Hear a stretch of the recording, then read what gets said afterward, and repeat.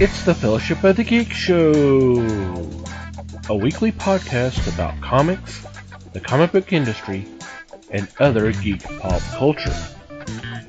Music courtesy of Manny the Martyr. And now, on with the show!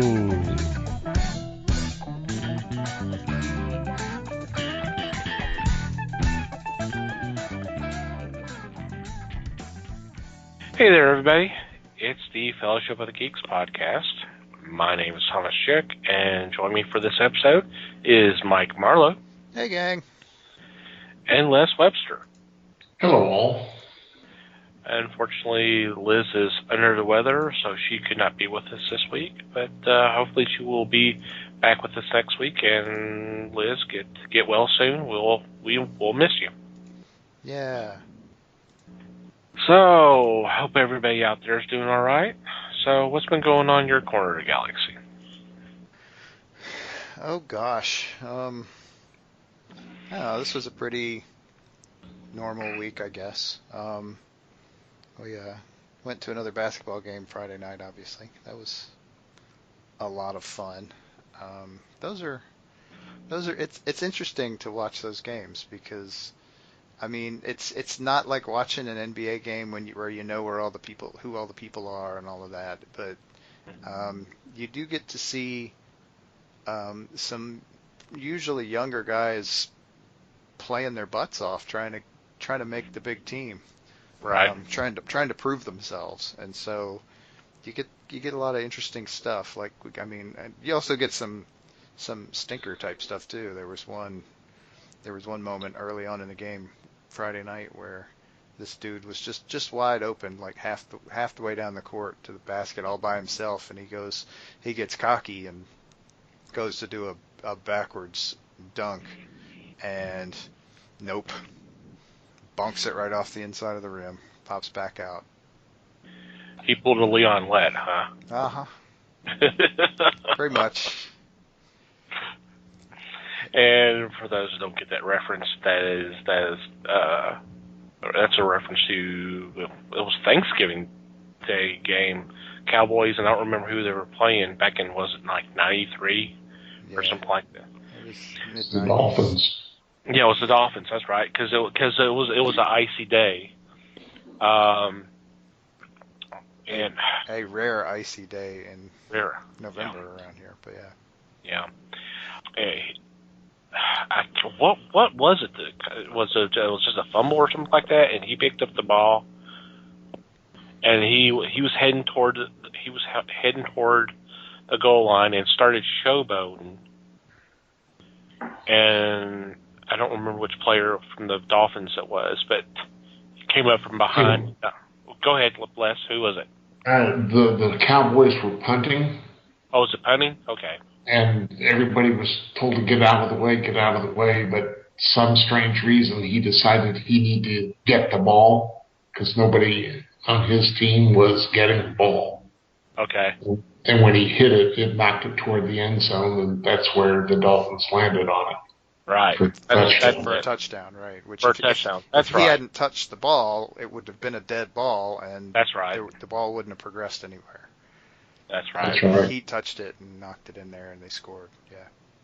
Yeah, that's okay. Now I remember it. Yeah, sports references. Yeah. Also, 25-plus-year-old sports references. Right. So anyway, go ahead. Sorry. Yeah, no, that's like I said, that's pretty much what I did. I mean, obviously. We're doing something a little strange. The Super Bowl is playing right now as we speak. So clearly we're all worried about sports up in this podcast, I tell you. Because we're kind of semi-ignoring the Super Bowl. But yeah.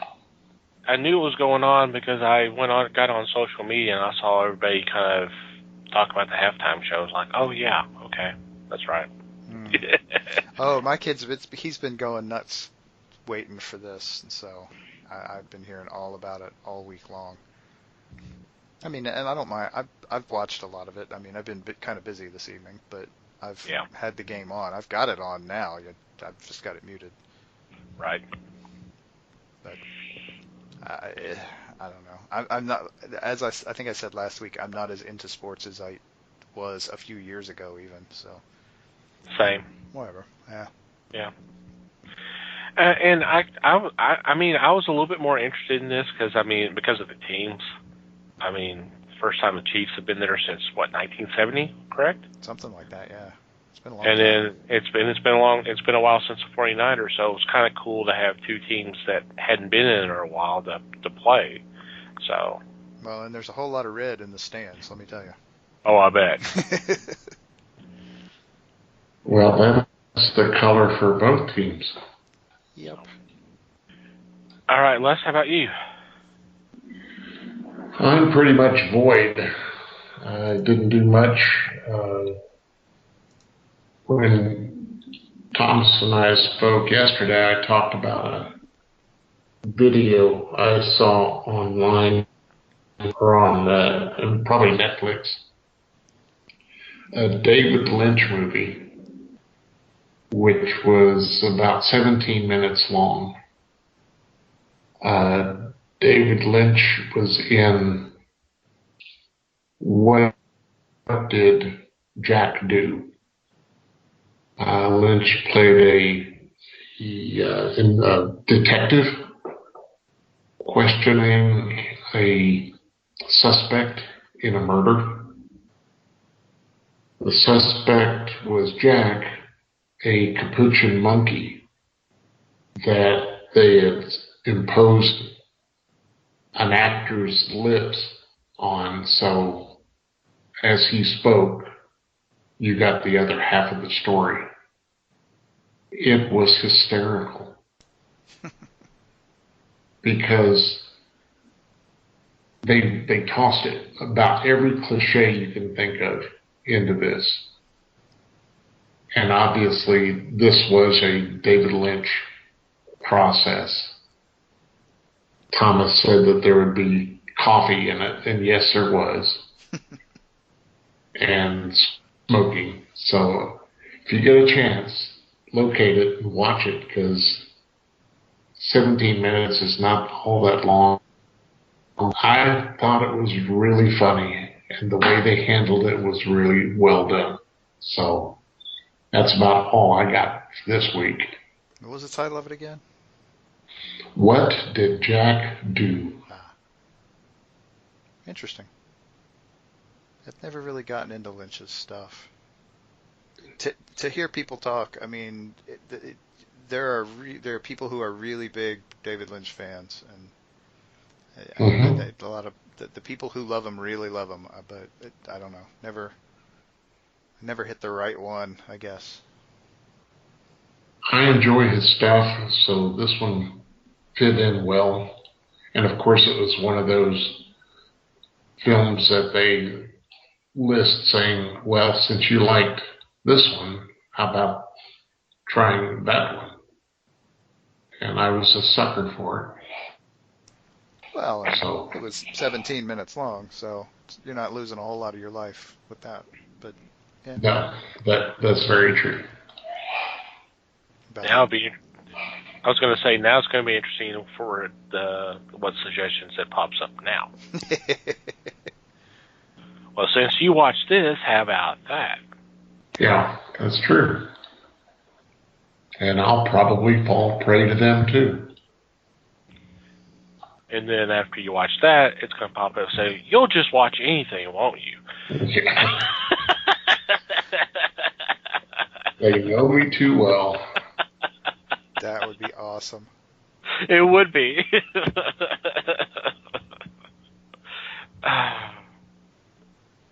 I don't have a lot to report to. It was actually kind of a stressful, personal crap.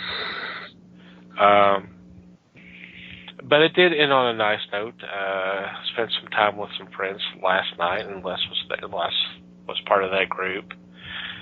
Shout out to our friends Danny, Raven, Carl, who was on the show a couple weeks ago, Troy, and Jeremy. It was great seeing y'all again, and hopefully we can do it again real soon, because it was nice, a nice dinner and nice nice little discussion just about everything. I think a little sports we're talking about. I think, Les, you were talking a little wrestling, but of course we got into other geek stuff as well, so I think it was a good time had by all. Cool. And speaking about good food and talking of geek culture, hey, how's that for a segue? Woohoo! Well done. Well done. Of course, by the time this airs, our February meet and gab would have taken place, but you're always welcome to come join us if you're in the Dallas-Fort Worth area. And what this is once a month, usually the second Saturday of the month, we will do what we call a meet and gab, where we meet a particular place, and the place we've been hanging out at is Wing City. It's located at 1456 Beltline Road in Garland, and the zip is 75044. About 7 o'clock. We'll be there, and if you want to kind of meet us and talk about stuff that's going on, either in comics, movies, TV shows, books, whatever, we would love to talk to you and have some good food, have some great conversations. Like I said, the one for February would already pass, but we'll have one in March. That will be the 14th. So we'll have that all set up on the website, which is www.thefellowshipofthegeeks.net. And just click on the events page. There'll be all that information there. We'll also be on our Facebook page. We'll have a Facebook event set up as well. Definitely by the time this episode drops. So y'all are more than welcome to come join us if you're in the Dallas-Fort Worth area. We'd love to see you and love to talk to you. And we would love to take any donations you have for comic books for kids. It's a charity that we're working with, getting all ages and teens comics that are new or like new to kids that are in hospitals and cancer centers, to kind of give them a little escapism and kind of get their mind off of things for a while. So if you have books you'd like to donate, please bring them to us. We will get them to them or to the hospitals. We're in the process of working on that right now. There's information on our website as well. If you click on the tab CB4K, there's information about that, about the charity. If you want to make a financial donation, the funds will go to help ship books all across America and Canada. There's a couple of links to the store where you can buy comics that have special variant covers that are strictly for the charity. And they're also offering, I believe I saw an announcement about their second coloring book. I think that's finally coming out. And there's a very impressive list of comic book illustrators that's supplying original art for these coloring books. So you'll definitely want to check them out. Yeah, definitely go to the website and check out all this information. There's links to their websites and all that. So, and something I've been kind of neglectful of the last few weeks, and I do apologize for this. Something that's been added to the website as well. As you know, when we do these episodes, we always have comic book picks for the week. Well, starting this year, we've added our picks separately. I mean, they're obviously in the show notes as well as on podcast. Duh.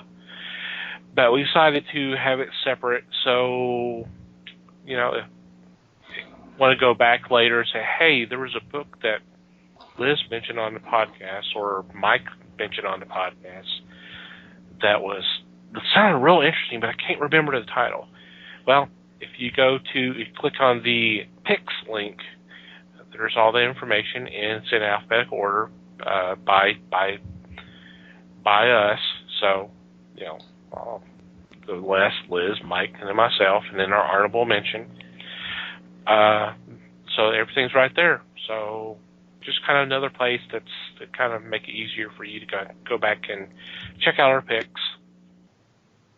So, and I do apologize because I should have been already talking about that by now, but it just completely slipped my mind. Definitely check that out. Okay. Starting with today's episode, we're kind of doing a stretch of a kind of a thematic grouping of episodes. A little bit more humorous tone, so it should be a lot of fun. Yeah, we could have waited for April because there's April Fools and all that, but we try to do things a little different here, so we're doing it in February, where everybody kind of needs to laugh, right? Yeah. Don't everybody get excited at once. I do appreciate that. Yay. With today's episode, we are talking about the film Clue that actually celebrates its 35th anniversary this year. Actually, one of the few movies that's based off a game that doesn't suck. Hey, how about that? You say that. It wasn't particularly successful in the It box wasn't office. It wasn't successful, but it doesn't mean it sucks. It does It not just wasn't suck. successful. It does not suck. I agree. And yes, this is based off the Hasbro board game. And it's such an impressive cast here. I mean, you've got Tim Curry, Madeline Kahn, Christopher Lloyd, Michael McKean, Eileen Brennan, Martin Mull, Leslie Ann Warren. Such a great cast. And I enjoy the film. It's a funny film, in my opinion. But the premise is these group of strangers meet at a mansion, and they find out that they all have something in common, and all of a sudden people start dying, and comedy ensues. Essentially, right? That's in a nutshell, yeah. People start dying, and it's funny. It's funny. You don't get to say that about a whole lot of movies, but that's all right. And something I had forgotten is that this film was produced by Deborah Hill. I noticed that. I didn't realize that before either. Of course, I also didn't know that it was co-written by John Landis. Right. So I guess in that case, this movie has something in common with The Cabin in the Woods. Mm-hmm. Because it's definitely got I didn't put it together before, but if you think about it, it's kind of got a Landis feel to it. Yeah. Without really having his name in the director's slot, but I don't know. He clearly had a lot to do with it. So, with that being said, what are your thoughts about this film? Oh, I like this movie a lot. This is it came at an interesting time too. It's like you said, it's got a cast that's just, I mean, good enough that it's really kind of surprising. I mean, I don't know how planned it was, because some of these folks, they were not necessarily the established names I mean, even 5 years later, I mean, some of these folks were big stars, but they wouldn't necessarily have been at the time. Some of them were well known in the circles they were in. They were well known in, like, Martin Mull was really well known in that sort of comedy circle. Christopher Lloyd had been working on Taxi, but hadn't really done just a ton of stuff other than that yet. Hadn't hit it real big with, his big breakout hit was Back to the Future, basically, which I believe this came out first, right? Yeah, I think it's like I didn't look up the release date on Back to the Future, but I'm thinking it may have been like a year later, but I'll let me check. you know what? This actually probably came out right after that. Oh, okay. Like, because same year. I mean, they both came out in '85. This came out I didn't realize this dropped in December. Back to the Future was probably summer. It was July 3rd, 1985. So There yeah. you go. So he probably making So that these could have been a draw. Yeah, that right could have been around a. the same time. So he hadn't really hit it big yet. I mean, Tim Curry's Tim Curry. Hell, nobody can argue with that. But Madeline Kahn had been doing a lot of stuff, but part of what she had been doing was working with Mel Brooks for quite some time. So yeah, I mean, it's a really talented cast, and the funny thing is, at that point in time, it might not really have been intentional that way. I mean, Yeah. these people got the call because they were funny. I mean, not even all of them were original choices for these roles. But Yeah, that was kind of surprising learning some of that. yeah, but yeah, this is a movie that it surprises me. Well, okay, it both surprises me and doesn't surprise me that it didn't do well in the box office. I think it's a particular brand of really funny, but if you're not ready for that kind of funny, I can see where it wouldn't sit quite right. I mean, this is also a kind of movie that that one gets made every so often. Fortunately, they don't go to the well too often on this type of movie. Um, the kind of murder comedy thing, it would lose its weight if it was done too often. But yeah, I think this is, I like that type of movie, and I think this is a really good example of it. They tried their best to lure you in to see this movie. The advertising was pretty heavy,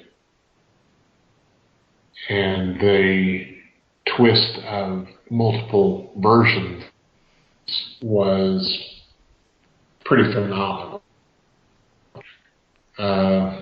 When it opened, the wife and I went to see it. Thoroughly enjoyed it. It is an amusing take.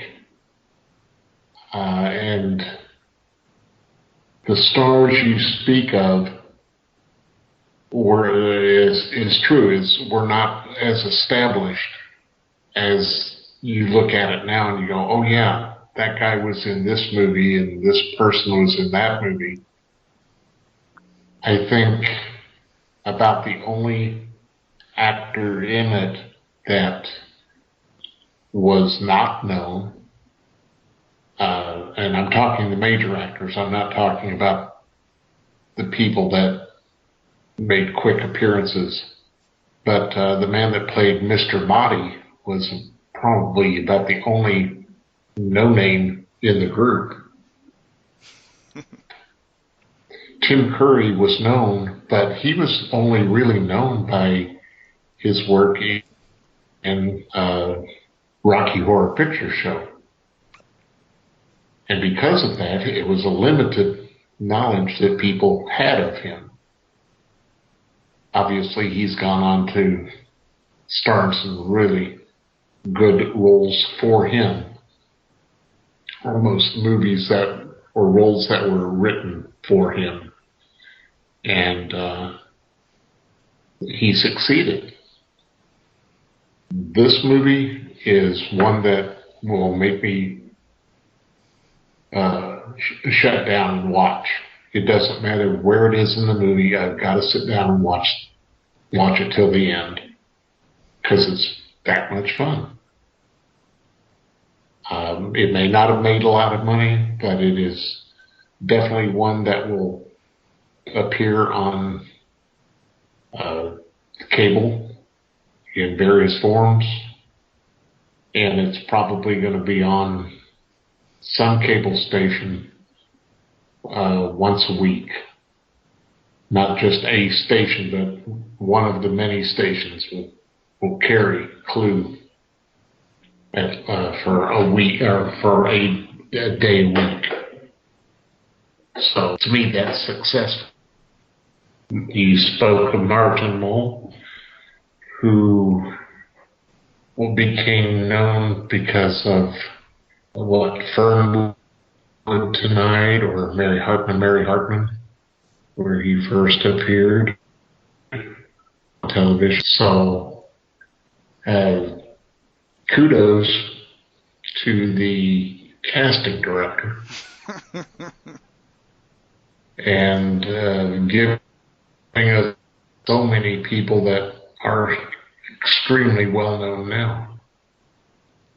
I would like to say that it was because of this movie, but it's obviously not. So I'm really pleased with this, and I'll watch it most any other time. You talk about the casting. I was kind of surprised about this, that Curry was actually essentially the third choice to play Wadsworth. Mm-hmm.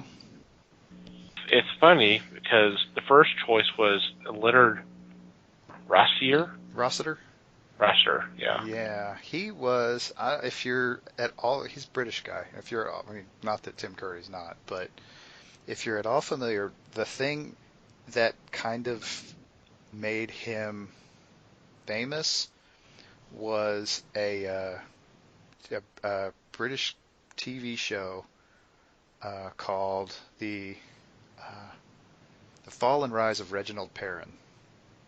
Now, don't get me wrong. Yes, he had a long and storied career before that in British TV, but that's the role that Americans know him for. Yeah. The problem, of course, was that he basically had a heart attack and died before they started shooting this movie. Right. So he couldn't obviously play that role, but Right. it would have been different, and it would have been interesting, I think, from what I've seen of him, to see him in that role. Mm-hmm. I mean, I absolutely love what Tim Curry did with it, but Leonard Rossiter would have made it interesting too, I think. Well, what about the second choice of Rowan Atkinson? But they didn't go with him because he wasn't well enough known at the time. Yeah, this was a couple of years before Blackadder. Blackadder, yeah. Which was a couple of years before Mr. Bean, so Yeah. he would have been pretty young. Would have still been a totally different and very interesting take on Wadsworth, but yeah. Yeah. It would have been fun. It would have been interesting, but I'm kind of happy with him there. I think Tim Curry works better because he definitely does animated. Yeah. He's a lot more animated than Rowan Atkinson would have been. Yeah. He's more animated than Leonard Rossiter would have been either. So, and I think that would sit better with the American audience. That I think this was pretty clearly aimed for. Right. Yeah, the role needed more of a ham than either Rossiter or Atkinson would have been. Which sounds bad, I know, but it really, really works. Tim Curry is one of those that we may just need to do an episode on someday. Oh, yeah. Just because, oh my God. I mean, he's so many roles, and so many widely varied roles. Mm-hmm. I mean, a few years later, in Disney's version of The Three Musketeers, he played Cardinal Richelieu, for crying out loud. To go from Frankenfurter to Cardinal Richelieu, that's just nuts. That's just amazing. He could do it all. Yeah. Yeah, we may have to do that. I'm making notes right now. Yeah. Because he recorded, I don't know how many albums, but he's recorded albums as well and toured them. So, singing artist as well. Something else to keep in mind. But Mm-hmm. Now let's get back to you. When you and Gina saw the movie, which ending did you get? Do you remember? Yeah, I I ended up seeing it 3 times. Okay. First time we saw the second ending. Okay. So That is the Miss Peacock. yes, and then I went back and saw the first one, and then the third. Okay, so you've seen all 3 of them separate. Okay. Yeah, Did you have to go to different theaters to chase it down? I did, but the people at the front desk told me, okay, if you want to see the first one or the third one, here you go. Here's where they're showing it. That's And it's awesome. all within a couple miles of each other. That's cool. Yeah. I didn't know they were doing that. I mean, I didn't see it in the theaters, but Right. Well, I didn't either. and because when they put it out on video, which I think is kind of where this movie hit its stride. Yeah.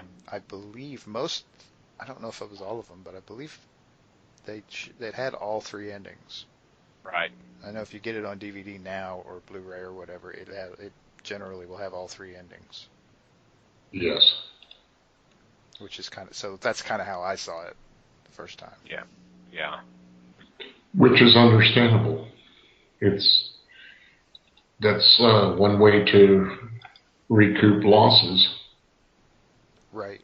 Otherwise, I don't think the public would want to sit through 3 versions of the movie to get the whole story. I thought it was a novel idea. I thought it was kind of cool.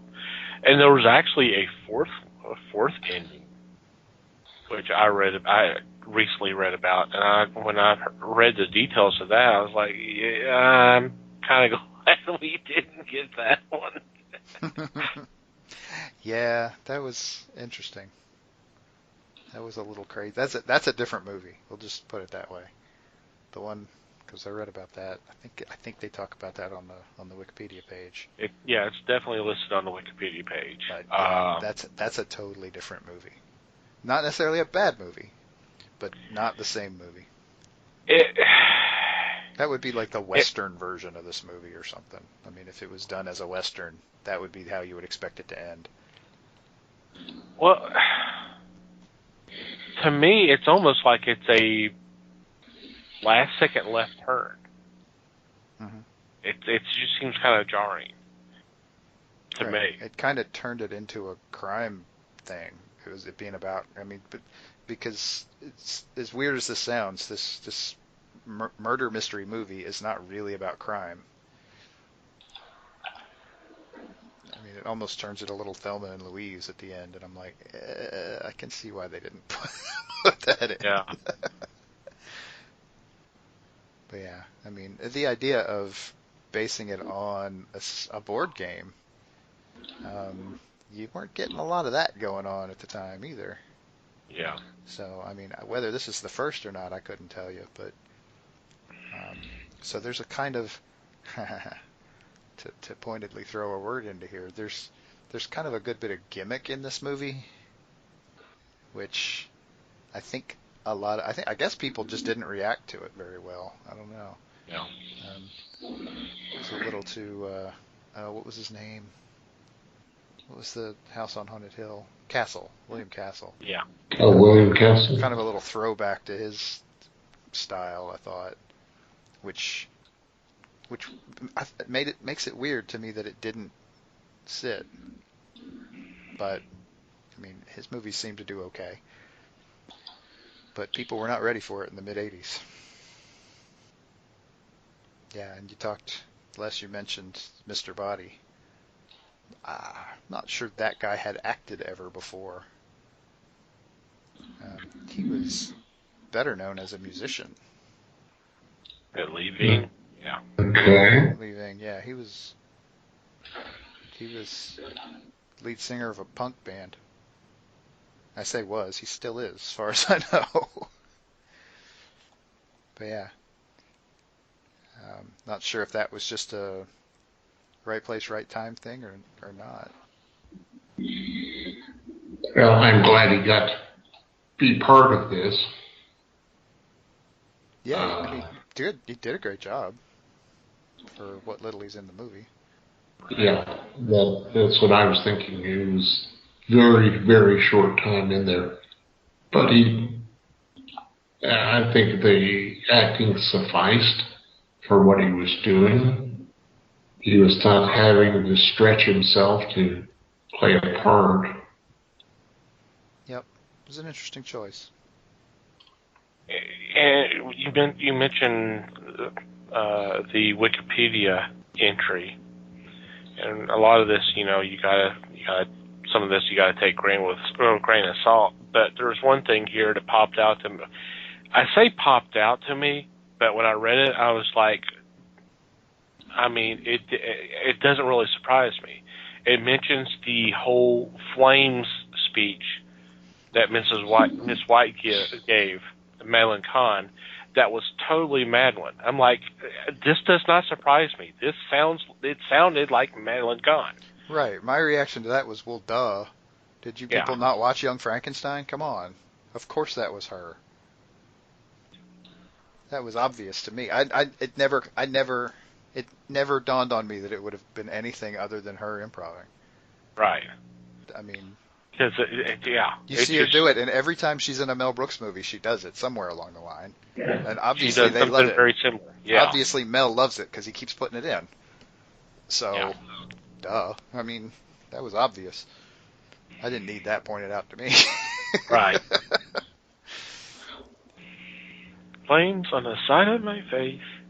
It just, I mean, I could hear it in my mind. I'm like, it is so her. Uh-huh. It is so her. Mm-hmm. In fact, that is a throwback for the wife and I. Every once in a while, we're repeating those lines because we get angry about something, and we refer to that. Yep. Oh, I would love to hear Gina say that. I'm not sure. I would probably be on the floor laughing if I heard her say. And she probably wouldn't appreciate the fact that she's saying that because she's obviously pissed off. But I would be on the floor hearing her say flames on the side of her face. That would be pretty hilarious. Yes. Well, I haven't done anything that would warrant that recently, so I feel better. Yeah, I wouldn't. Yeah, I would not be the one that wanted to put the flames on the side of her face. I definitely.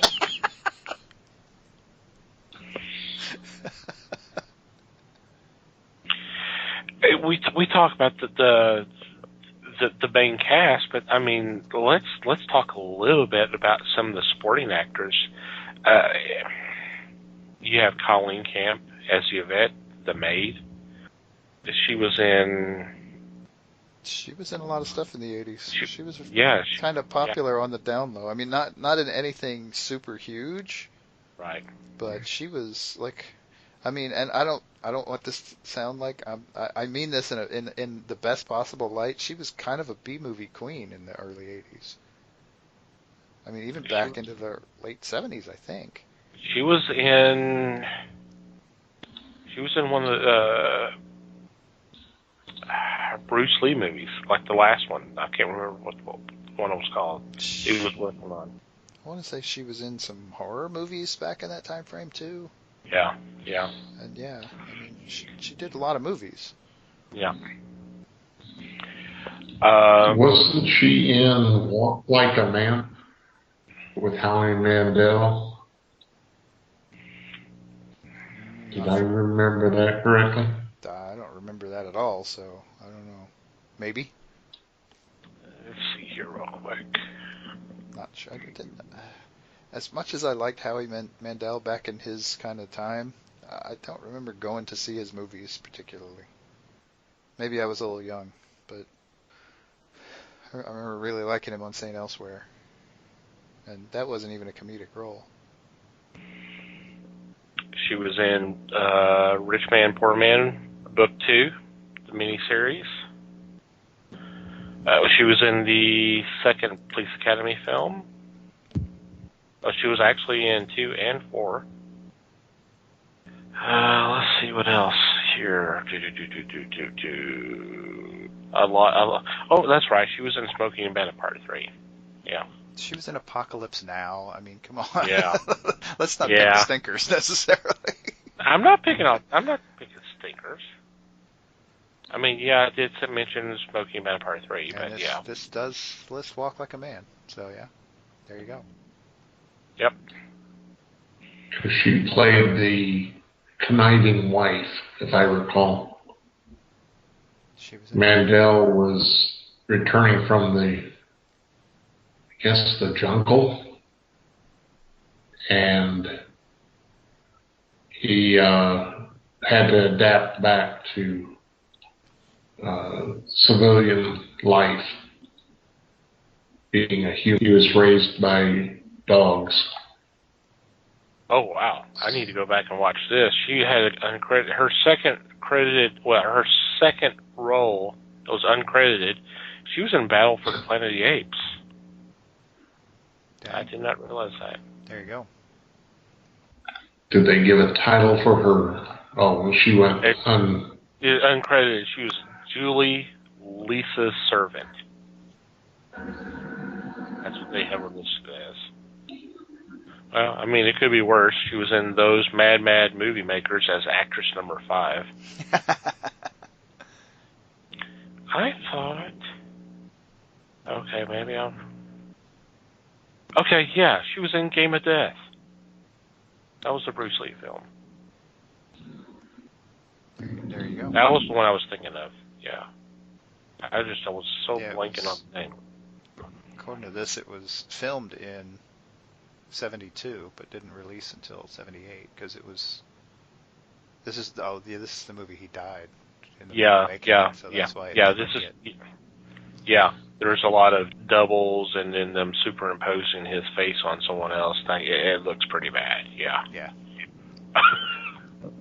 But Jane Wiedlin as the singing telegram girl, kind of memorable. That was a big deal at the time. She's a member of which group? The Go-Go's. Go-Go's. Go-Go's, okay.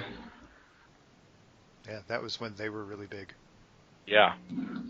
It's kind of funny because it was kind of like the summer for her because she was not only that, but she was also made a cameo in Star Trek 4. Yeah. She was. You see her kind of reporting in as everything has gone to hell because of the probe approaching Earth. And you see her big on the screen, kind of reporting in. That's her. But also Howard Hessman. Oh yeah. Mm-hmm. And it didn't dawn on me till a couple of years ago. Kelly Nakahara as the cook. Mm-hmm. Yes. She was in a lot of episodes of MASH. MASH, yeah. She was the one nurse that Hawkeye never actually pursued. You go, wait a minute. Oh yeah, because there was an episode. Yeah, there was an episode later on where she like confronts him about it. She's like, right. I'm like the only nurse you have never hit on. Yeah. And then there's this nice scene where they're like dancing in the officers' club, and yeah, it's one of the nice episodes. Yeah. And it's so funny, and I don't want to get sidetracked here, but she's literally almost in every episode, but that was the only one that really focused on her. Mm-hmm. And it's like it would have been nice if they'd done a couple more. I mean, I get Alda is the star, and you already got a big cast as it is, but I mean, they could have thrown a couple of bones. Right. I mean, from a story perspective, yes, Alda's the star, but he's also playing a surgeon, and she is playing a nurse who is clearly competent enough to have been there the whole time. Yeah. It wouldn't be that big a stretch, and I mean, she did a really nice job with what she was given in that show. Yep. So yeah, it really wouldn't have been much to ask for. You could have used that character to make Hawkeye, I mean, more human. I mean, given how far they went to make him human anyway, it wouldn't have been that hard to just use Kelly to do it. Yeah, I agree. But yeah, hindsight and all that. Yeah, agreed. Okay, what's your favorite ending? Since we already talked about the different endings, or which one you think is the best? Either or both, whatever. I don't know. I think I'm kind of partial to the first one. Same. If for no other reason than the whole, oh yeah, guns, it's out of bullets, kablam, into the ceiling. Right. Yeah. It's the 1 + 2 + 1 + 2 + 1. Was it 1 + 2 + 1 + 1? Yes. Right. Yes. I like the kind of the little bit of slapstick in there, because I mean, there's a good bit of that throughout the movie anyway. Right. But I like it. I don't know that I could properly make a choice, but I think the third one, just at the big reveal at the end, I think was great. Michael McKean saying, "I'm going to go home and sleep with my wife." Yeah. In that just almost desperate sounding way that Michael McKean can do. I told you I didn't do it. Yeah. Yeah, I kind of like that one, if for no other reason than just because it's so convoluted. It's so crazy because everybody's guilty. Yeah, everybody killed somebody. So yeah. Okay, well, what about the second one? What's your thoughts about the second ending? I don't know. I mean, given my preference for the other two, I'd say the second one is probably just a little too neat, a little too tidy. I don't think we have, up to that point, I don't think we have any reason to believe that Miss Peacock is the criminal mastermind that she apparently turned out to be in that ending. So that we talked about last week with Madeline. We talked about the surprise. Here's this new character who's the killer type thing. This is almost that. Yeah. It's not quite, because she's been there the whole time, but it's like, oh, and we can just neatly explain everything all at once at the end. Well, no, that's no fun. That's cheating. Apparently, I like messy instead. And the thing is, if you think about this, it's one thing to write one ending, but since this is a mystery, and you're talking about, and in this case, everybody had split up and gone to different parts of the house, and you're trying to make sure, if you're doing something as convoluted as like the third one was, to make sure it actually makes sense. Go, well, it couldn't have been this person because they were supposedly in the second floor when at the time that person was murdered, but if you go back there and pay attention, it's like, well, okay, it actually, as convoluted as it sounds, it's actually kind of, it could have happened that way. It really could have. But to also make it to where it was the more simpler endings, I mean, those have worked as well. Maybe I'm reading too much into it, but you see what I'm talking about? Yeah, I do. Yeah. Well, personally, for me, as long as I can't think of Yvette was on the screen, I was watching. Yeah, I've been accused about that too. That was a very tiny maid outfit she was wearing. We'll just say that. I remember showing this to the family, and when she showed up My sister says, "Yeah, well, we know why Tom likes this film." Not fair. That's not fair. Not fair at all, because Miss Scarlet wasn't wearing much more. Yeah, Nope. that's a good point. I mean, and yes, all the male roles were buttoned up in three-piece suits and all that, but I mean, that's as much a function of the time period it's set in as anything else. Yeah, I mean, this was a dinner party in 1954, so yeah. That was actually another interesting trope from the 80s, to be honest. There are a lot of movies made in the 80s that were set in the 50s, if you think about it. True. And usually they all had pretty much the same reason for it. The example that stands out in my mind is Porky's and movies like it. There were a lot of your, especially sex comedies, but I mean, honestly, movies in which sex is a main feature, in any type, in any regard.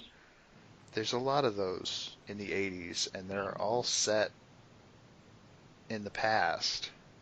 And it's, I don't know, a little weird, I think. I'm not sure what the reasoning behind that is.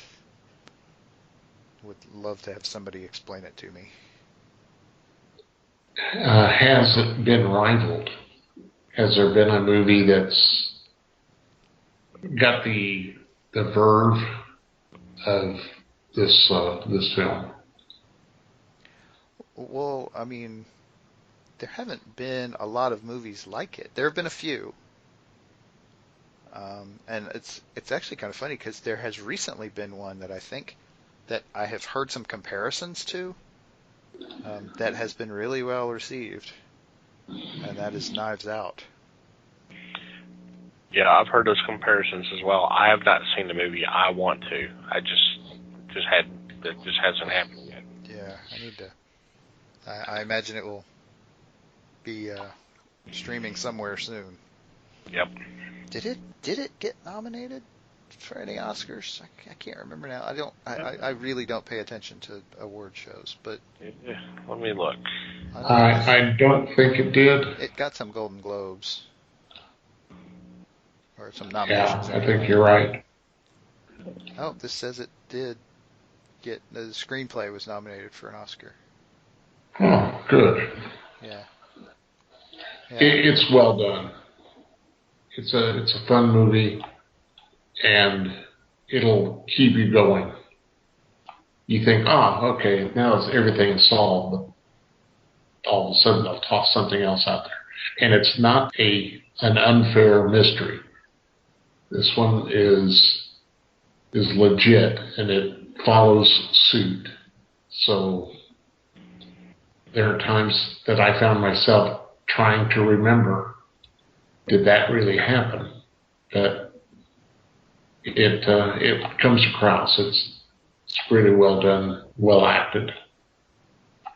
Will be released on digital HD on February 7th, and will be released on DVD, Blu-ray, and 4K February 25th.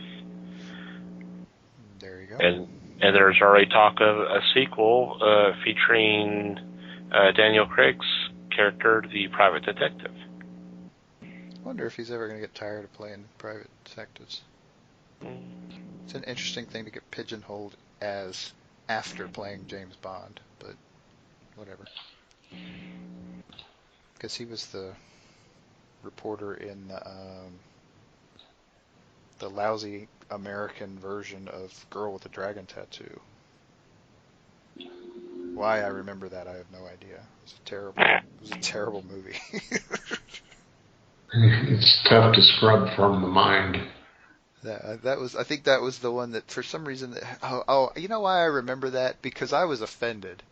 That's why.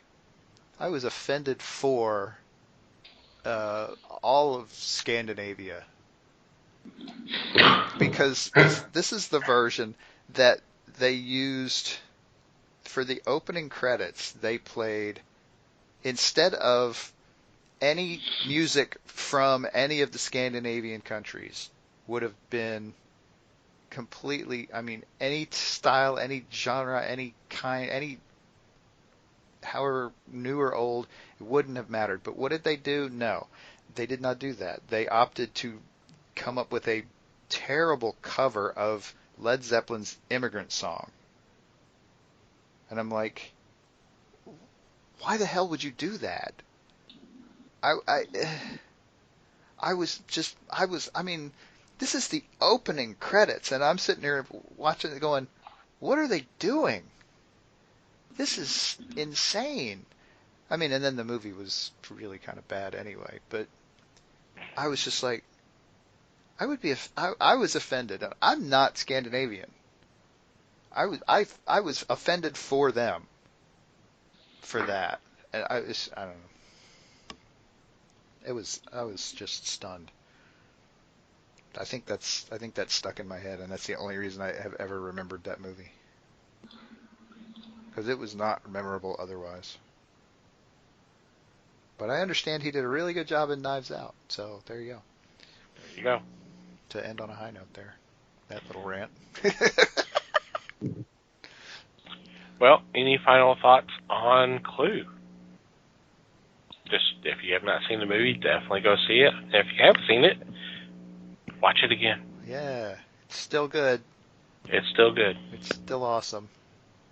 It's hilarious. I think that's about all that could be said. All right, and on that note, we are going to take a quick break and come back with our weekly picks.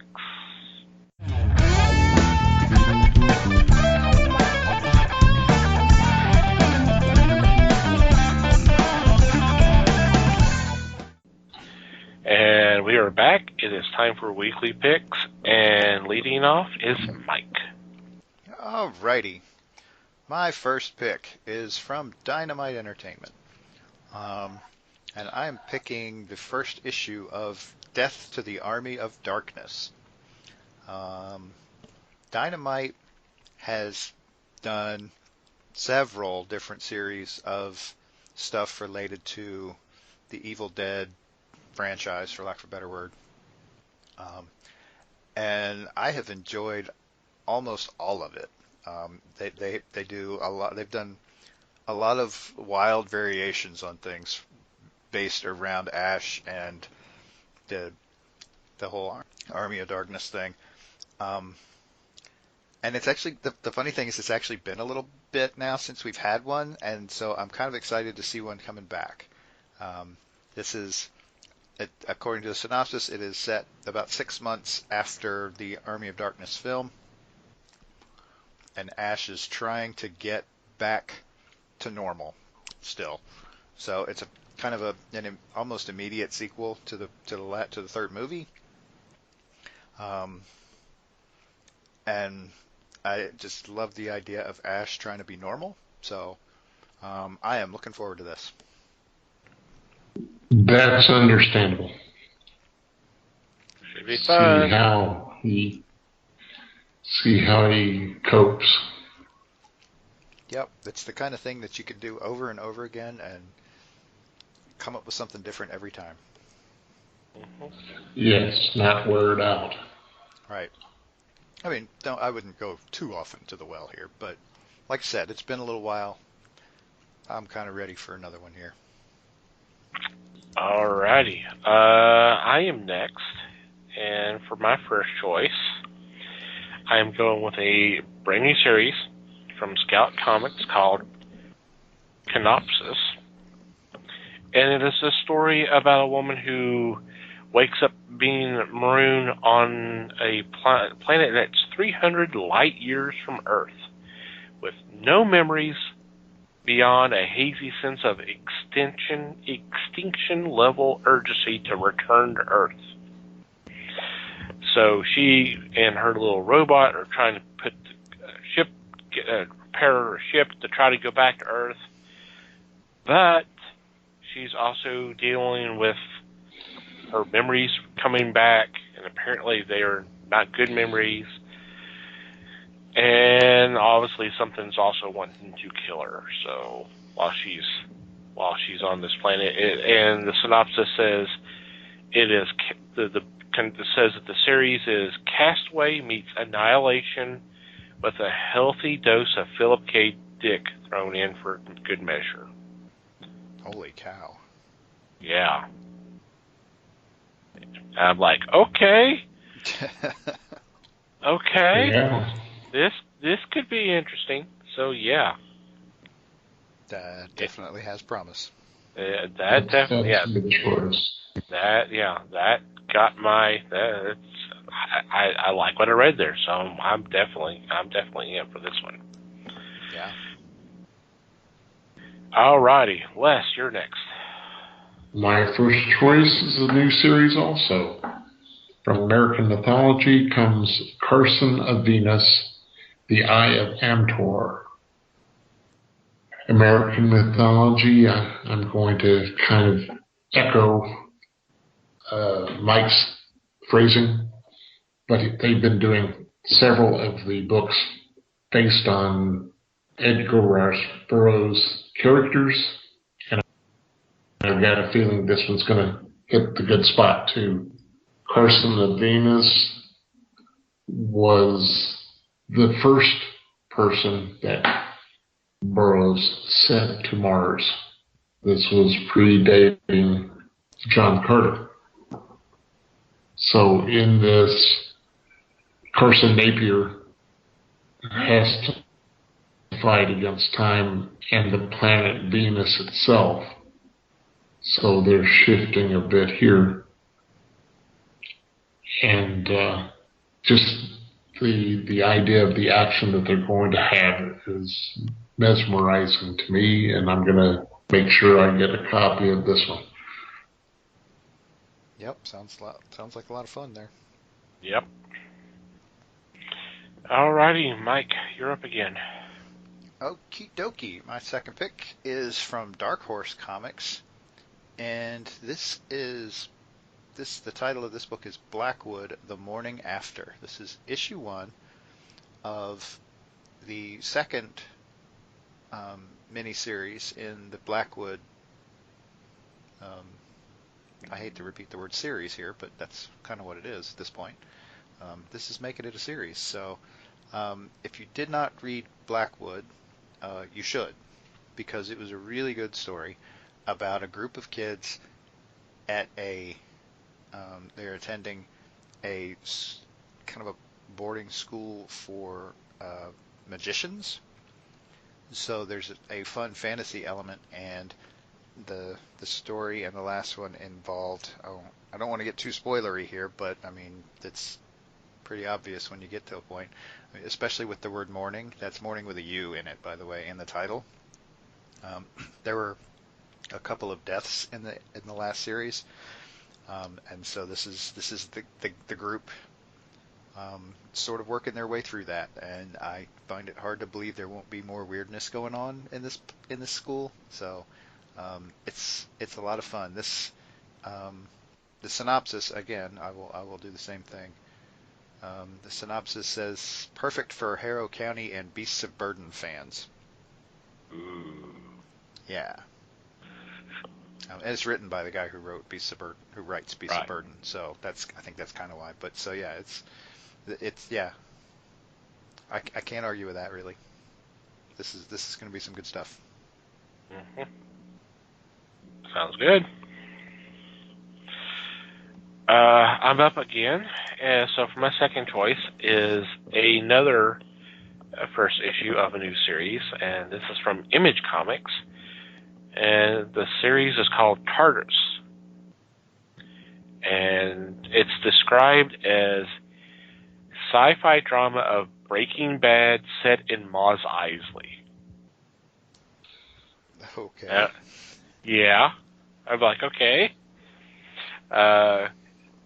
According to the synopsis, promising young cadet Tildy is framed for crimes against the Empire after discovering her mother was a ruthless warlord of the deadly colony Tartarus, a vital player in the Galactic War.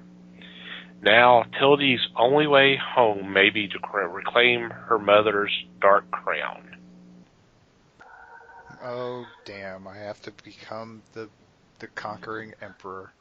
Mm-hmm.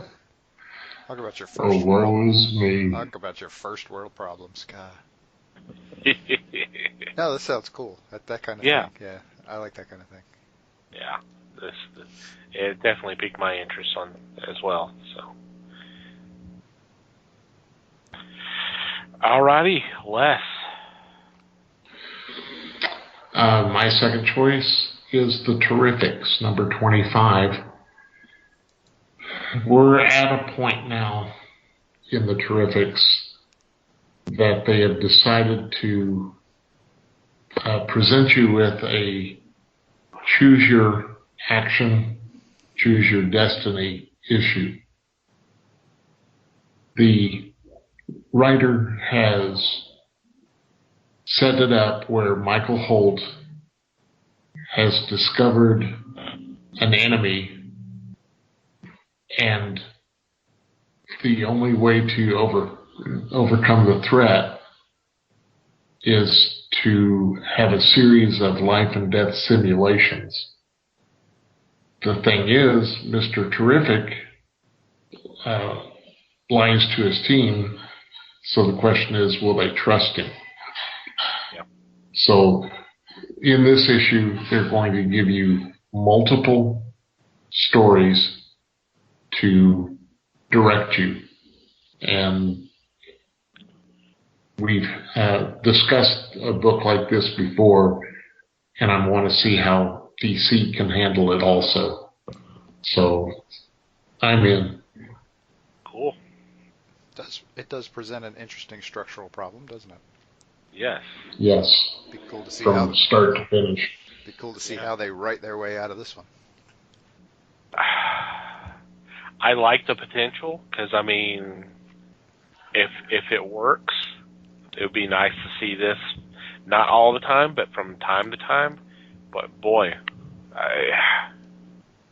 I could see this being the issue if it's not handled right, you know. Yes, that's true.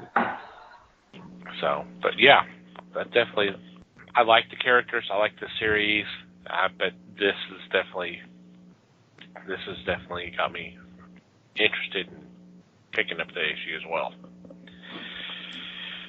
All right. Since Liz is not with us, we all are doing 3 picks this week. So, Mike, what's your third pick? My third pick is from IDW. And this one I nearly laughed out loud when I saw this, but honestly, that's what's got me curious. This is the Star Trek Year 5 Valentine's Day special. And given all the flack that Star Trek catches for Kirk being a randy mofo, here we go with True Love, Kirk style. So there are a number of different ways this could go, and I am kind of dying to see how they take it. The idea that it's written by Paul Cornell is also a bit of a selling point. He does good stuff. But yeah, so Kirk may meet his match in love. Yeah, it caught my attention because it was a Valentine's Day special and it's Star Trek. But then when I saw that Paul Cornell was writing it, I'm like, okay, oh God, yes, I'm in. Yep. The third thing was the variant cover for this book. Have you guys seen this? It is a Valentine's Day card, and it has Spock in a heart-shaped image, and it says, "I have been and always shall be your Valentine." And that's on the front, and then on the back you have another heart where it says the to and from, so where you can sign it like it's a Valentine's Day card. That's pretty awesome. It's a great looking cover. Kudos for the idea. So yeah, I'm in. It'll be interesting. Be interesting to see what you do. That's good. I'm in too, but my reasoning is the way it was delivered by our host here, and how Kirk is going to be in, how is it, Mike? Love? How was that said again? That he has met his match in love. Yeah. In what? Love. Thank you.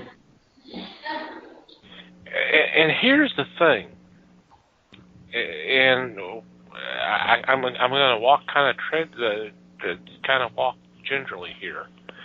This is his. They kind of make it sound like this is. I don't know. Maybe I'll just hold I'll hold my thoughts until I actually read the book. Yeah, it's probably safer that way. Yeah, I don't want to be one of those people. Yeah, let's not prejudge this thing. Let's just pick it up and read it and see, Well, see it what just it's like. yeah.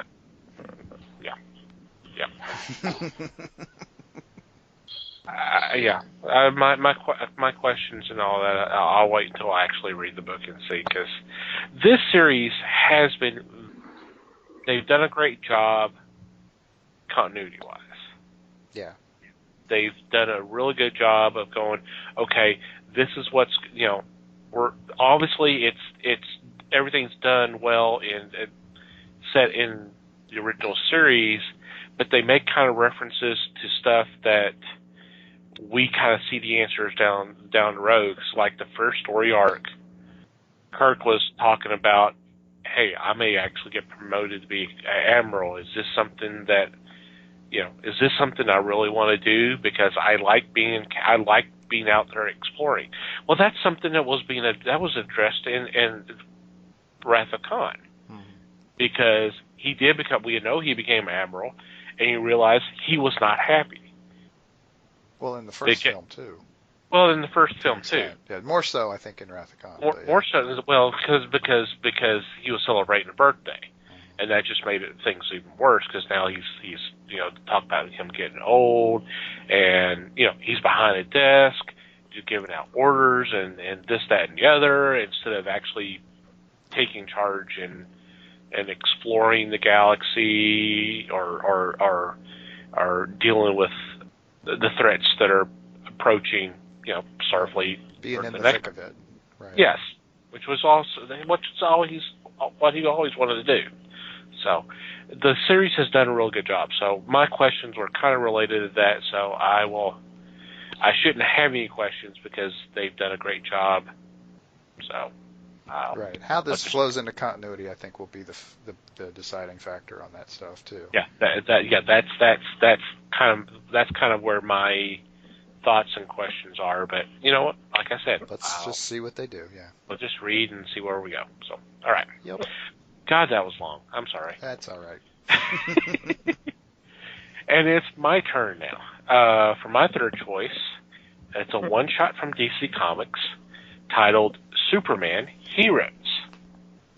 And this one-shot deals, it's different, a bunch of, I guess these are going to be little short stories dealing with the repercussions of, and if you have not been paying attention to what's been going on in the Superman books, he recently revealed his secret identity to the world.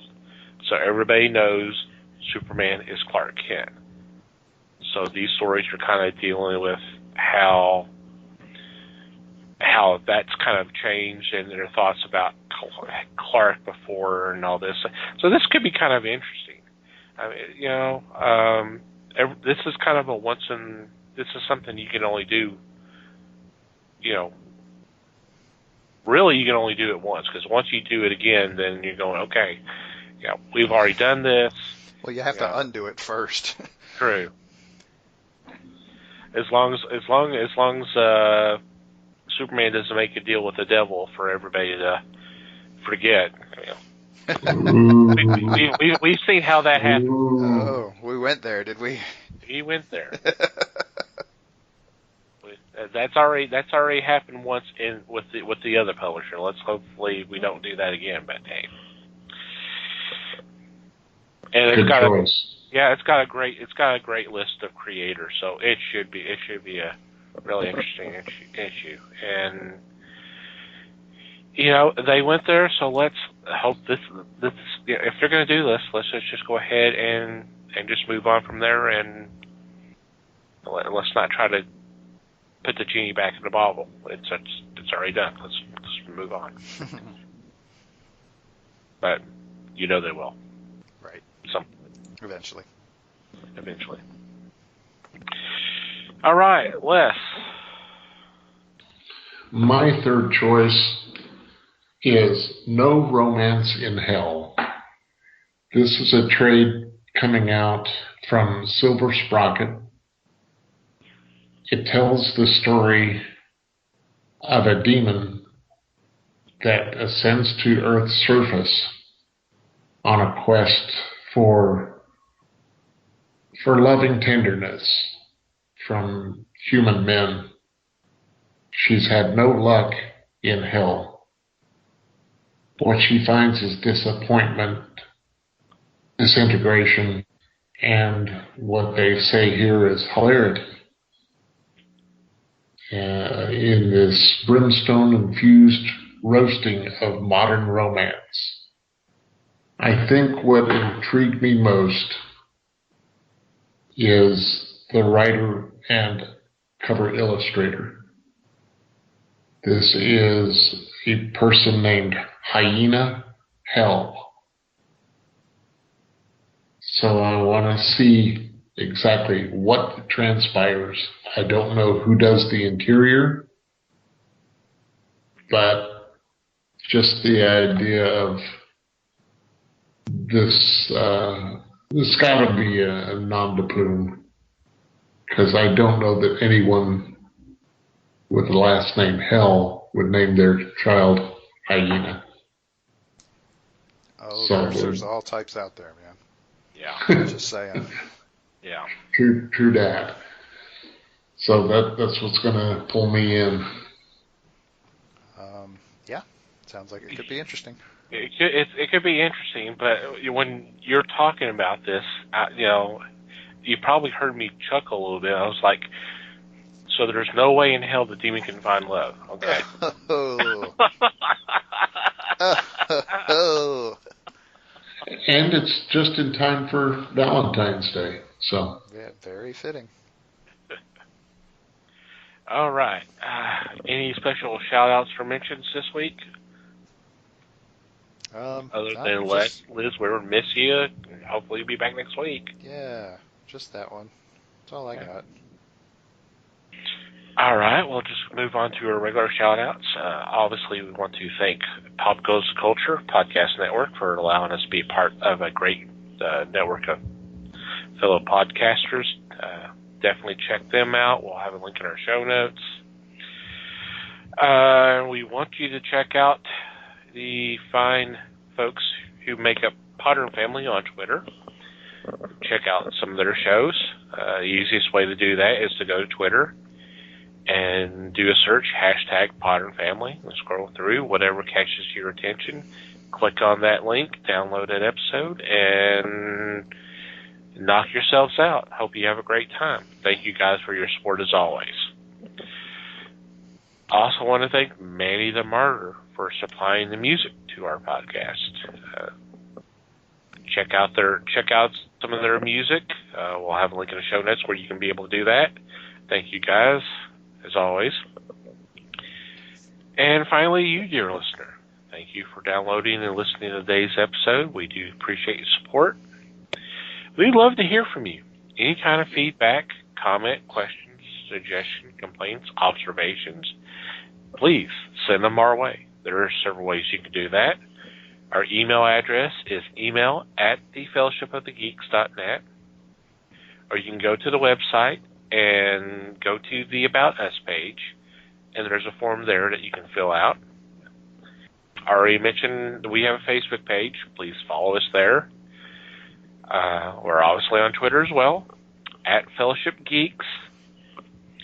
If you'd like to follow our personal Twitter accounts, by all means.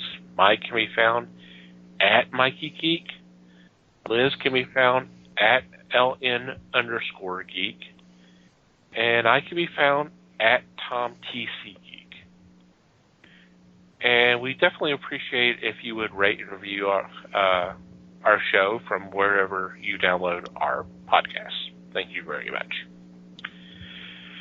Any final thoughts before we say goodbye? Just thanks, everybody. Appreciate you listening. Thank you once again for listening, friends. We do appreciate your support as always. And until next time, geek on, my friends.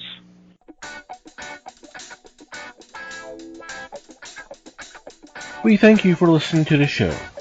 Comments, suggestions, and questions can be sent to email@thefellowshipofthegeeks.net. You can follow us on Facebook at The Fellowship of the Geeks and on Twitter at Fellowship Geeks. Until next time,